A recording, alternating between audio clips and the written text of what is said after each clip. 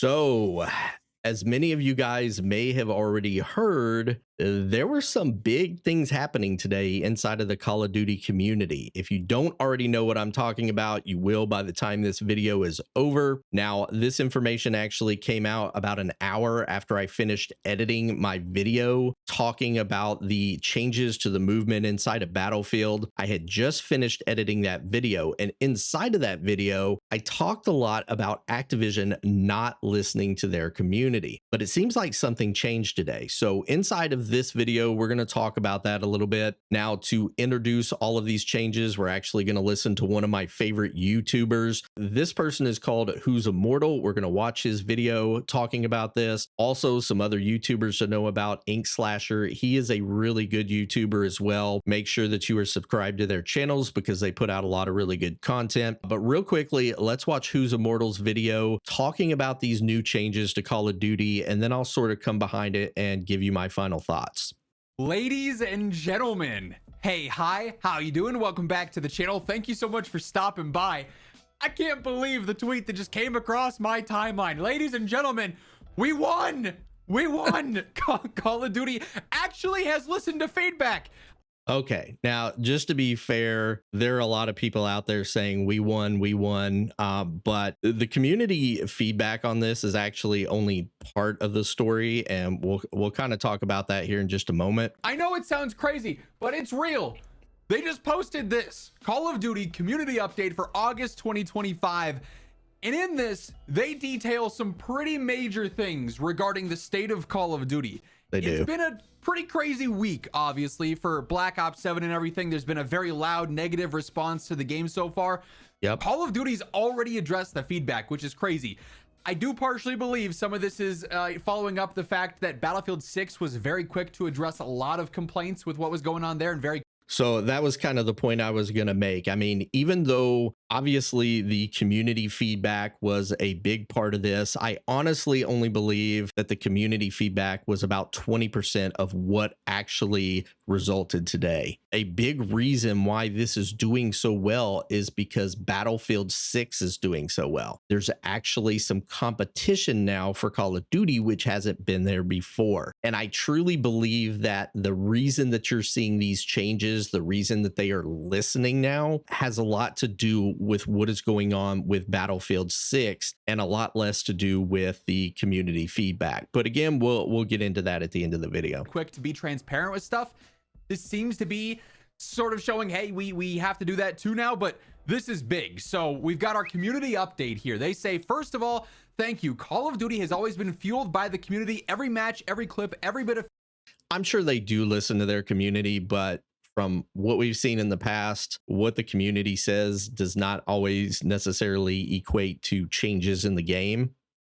feedback. You've shaped the franchise alongside us. We all know there's a lot of conversation recently about the identity of Call of Duty. Now, that's one big thing to remember here is the word identity, because this change they feel like is changing their identity, like going back to their original identity just from this one thing alone. But identity is a very broad word. It is a very broad word to use in this situation because there are a lot of things to think of when you talk about Call of Duty's identity. And a lot of that begins with the game itself and not necessarily the cosmetics. And again, we'll get into that later. Some of you... Loud car outside. He must be excited too. He's going to tell his friends. Some of you have said we've drifted from what made Call of Duty unique in the first place. Immersive, intense, visceral, and in many ways grounded. Grounded. That feedback hits home and we take it seriously. We hear you. Throughout development, Treyarch and Raven's North Star has been to deliver a spiritual successor to Black Ops 2 while taking some big swings. You'll see and I agree with Black that. Ops 7's multiplayer. While taking some big swings, and that again will play into what I'm going to talk about when it comes to their identity. Zombies, co-op, including Endgame, and even Dead Ops Arcade 4. Over the years, we've had a variety of games and experiences that fans have enjoyed, from the Modern Warfare series to the Black Ops series and beyond. Today, we wanted to share some of the ways we're approaching some things with Black Ops 7. Ladies and gentlemen, this next paragraph is one of the biggest community responses we've seen from COD in years.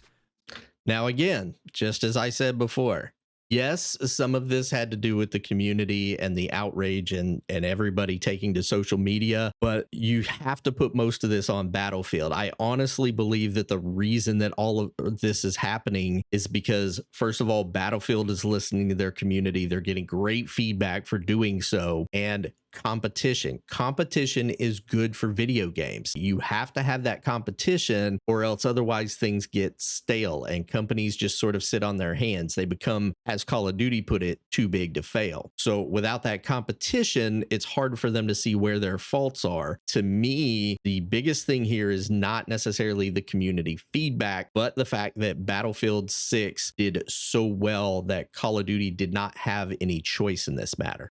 What is changing and why? Operators, operator skins, and weapons from Black Ops 6 will no longer carry forward into Black Ops 7. We won! This is solely based off of community feedback. There has been such a large, and we've covered it. And again, he's saying that this is solely based off of feedback, and I don't agree with that. I think it's partially because of the feedback, but again, it really has to do with that competition, and that is exactly why this happened. Now, one thing I have to say about carry forward, keep in mind, as joyous as a lot of people may be, there are losers in this situation. There are people who paid a lot of money for those cosmetics that aren't going to be able to use them in the next game. And if anybody understands how frustrating it is, that's me. I spent a buttload of money on Modern Warfare 2019, and once Verdansk came back, I was so excited that I might actually get to use that stuff again, but sadly they did not tie those weapons into the game. I did not actually get to use any of my stuff. So as we're rejoicing in this great win that has happened inside of the community, just keep in mind the way that they are going about it. There are going to be some losers in this as well. I mean, that's kind of the downside. If they had actually listened to the community feedback, they just wanted a switch where they could turn it on and off, where people could still have those cosmetic items, but if they did not want to see them, they could actually just turn them off. And to me, that was really the better solution in this problem. Videos the past 2 days we've been talking about a skin filter carry forward, ruining the identity of new premium titles. Like in Warzone, it's whatever. You expect Warzone to be a multi-year project. Multiplayer should be true to their identity, and carry forward was going to ruin that. Black Ops 7 needs to feel authentic to Call of Duty and its setting. That is why Black Ops 6 operator and weapon content will not carry forward to Black Ops 7. Double XP tokens and gobblegums will still carry forward because we recognize your time and progression are important, except they will not stop the XP tokens from counting down on the main menu. So they respect it, but they don't respect it that much, right? This change only applies to Black Ops 7. Warzone is not affected. All your content stays usable there. That's not surprising at all. Fighting cheaters with Ricochet. Cheating ruins matches, and we know how frustrating it is. In Black Ops 6, we've made solid progress shutting down cheat makers faster, reducing response times, and cleaning up leaderboards. For Black Ops 7, we are going further. As we've previously detailed in our recent progress report, starting November 14th, PC players will need to enable Secure Boot and TPM 2.0 on PC, which helps them utilize their kernel level anti-cheat more, basically. Now, one thing to know about TPM, I actually deal with this a little bit at work. TPM 2.0 has to be enabled on your computer for you to be able to upgrade to Windows 11. So if you do not have TPM 2.0, you can't upgrade your computer to Windows 11. If you've tried to upgrade your computer and you get an error message saying, "I'm sorry, but your computer won't support it," it means that you do not have TPM 2.0 on. So this is something to kind of pay attention to, because there are going to be some people with some older computers who may not have the ability to do TPM 2.0. And if that's the case, you may have a hard time turning on the things that are necessary for this anti-cheat. So just a little bit of IT information on that. Detections and mitigation systems will also roll out, built to kick cheaters earlier and harder. Some will be tested during the beta. The full suite will go live at launch. We're committed to staying ahead and protecting fair play. You'll love to hear it. We also have more feedback response. In Black Ops 7, bundles and items will be crafted to fit the Black Ops identity. Now, the game is set in 2035. There is And this is really the way it should be. If you have a futuristic game, then your skin should reflect what your game is. That's a reasonable thing to ask for, to have the cosmetics fit whatever the theme of the game is. Futuristic tech involved in the game's lore. I expect skins to be based around that. I think that's fine. I'd personally prefer to have a more modern COD. I just like those types of games more. Me I like too. the sort of See, that's one of the MW things we agree 2019. on. But if you're I going like to the have Modern Warfare cosmetics in ones your better. game, it's best when they fit the game's theme, and it's not like this person, this cosmetic, this crossover has zero fit in this game whatsoever. Why does this exist other than to make money or something? Like this is big that they're actually responding to this so quickly after so much backlash. We hear the feedback. We need to deliver a better balance towards the immersive core Call of Duty experience. A ton of feedback has already gone into Black Ops 7, and in the coming weeks, you'll hear much more directly from Treyarch. Here's some of the info you can look forward to from the studio.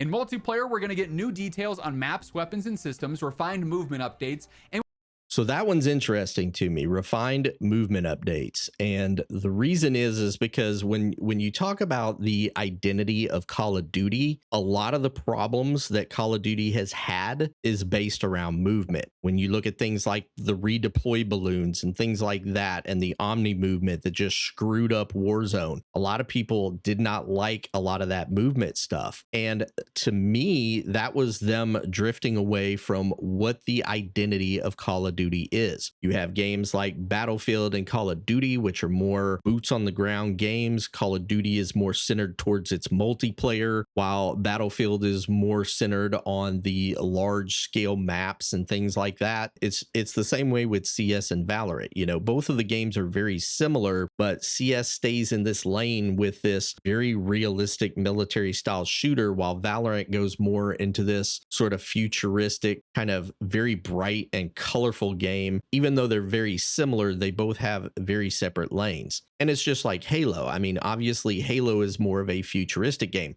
That is its lane. But the problem with Call of Duty has always been when they want to veer outside of their lane, when they want to try to do something like one of the other games. We saw this during Titanfall. As most of you guys probably know, the guy who made Titanfall used to work for Call of Duty. He worked on some of the first Modern Warfares. When he was fired, he went off and he started Titanfall. Well, when Titanfall came out with all of its wall running and things like that, here comes Advanced Warfare. You know, it was Call of Duty saying, oh, well, we can do that too. Instead of sort of staying in their lane and the lane that they're known for, they tried to venture out and compete with these other games. And from my personal opinion, that's been one of the biggest problems with Call of Duty when it comes to their identity.